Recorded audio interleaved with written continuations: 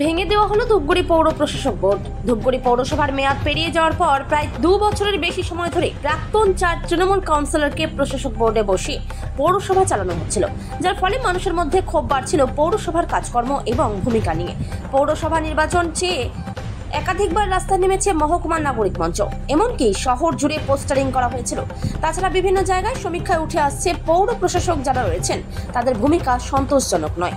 সাম্প্রতিক লোকসভা নির্বাচনের ফলেও দেখতে পাওয়া গেছে ধূপগুড়ি পৌরসভার বিভিন্ন ওয়ার্ডে তৃণমূল পিছিয়ে রয়েছে।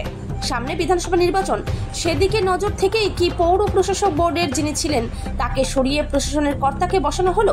প্রশ্ন রাজনৈতিক মহলে। পৌর প্রশাসক বোর্ডের নতুন দায়িত্বে বসানো হলো নতুন মহকুমা শাসককে। লাভ নেই, প্রশাসক বোর্ড বলে লাভ নেই। প্রশাসকের কখন থাকবে কখন থাকবে না কোনো গ্যারান্টি নেই। পাবলিক যান পাবলিক হেনস্থা হবে রোজ রোজ। আমাদের প্রশাসক বোর্ড দিয়ে লাভ নেই এবং প্রশাসক কাউন্সিল দিয়ে লাভ না। ভোট লাগে, ধূপগুড়ি কাউন্সিলর দরকার, ধূপগুড়ি লোকের পৌর প্রধান লাগে। আমরা ভোট চাইছি। তাই আপনার নাম? সুবোধ দাস। আমরা নির্বাচন চাই, কারণ এতে সমস্যার সমাধান হয় না। আমার ব্যক্তিগত অভিজ্ঞতা থেকে বলি, এসডিওকে পাওয়া আমাদের মতো সাধারণ মানুষের পক্ষে খুব কঠিন। সেখানে এসডিওকে দায়িত্ব দেওয়া মানে সাধারণ মানুষকে আরও বিপদে থাকে। নির্বাচন কেন সরকার চাইছে না, এই প্রশ্নের উত্তর আমাদের কাছে নেই। কিসের ভয়, কোথায় অসুবিধা, নির্বাচনটা করতে সরকারের কেন এত অনীহা? মানুষের পরিষেবা যদি দিতে হয়, প্রত্যেকটা ওয়ার্ডে যদি কাউন্সিলর না থাকে এই পরিষেবা কোনোদিনও দেওয়া সম্ভব।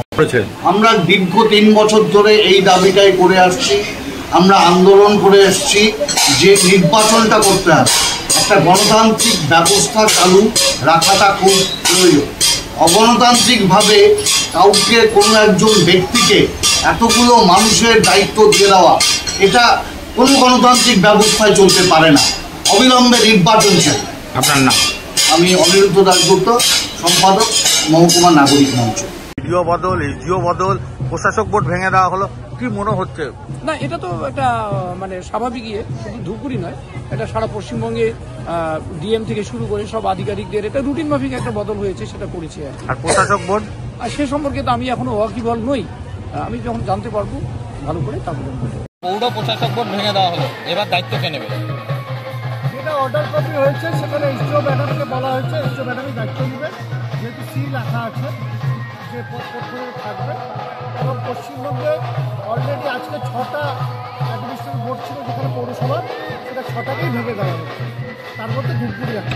এবং সেই সাথে বদলি করা হয়েছে ধূপগুড়ির বিডিও এসডিও দুজনকেই।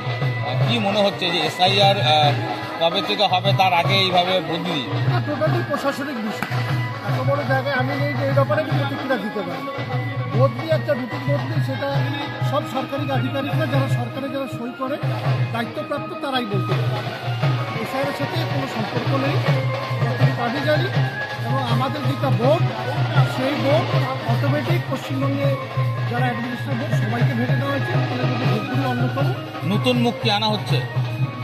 দলীয় হবে? এটা তো দায়িত্ব দিয়েই দেওয়া হচ্ছে, এটা লেখা আছে অ্যাডমিনিস্ট্রেটিভ বোর্ড হিসেবে কে থাকে, আমার মুখ কোথার থেকে আছে। না, 4 জনের যে কমিটি ছিল আবার কি নতুন করে একটা কমিটি গঠন হবে? এটা যা অর্ডার, সেই অর্ডারটা কিন্তু একই আছে। সরকারি অর্ডার ছাড়া কখনো পৌরসভা ভাঙা যায় না। সেখানে লেখা আছে যে টেকেন চার্জ এসডিও ম্যাডাম, সি হলে স্বাভাবিক এসডিও ম্যাডামই হবে।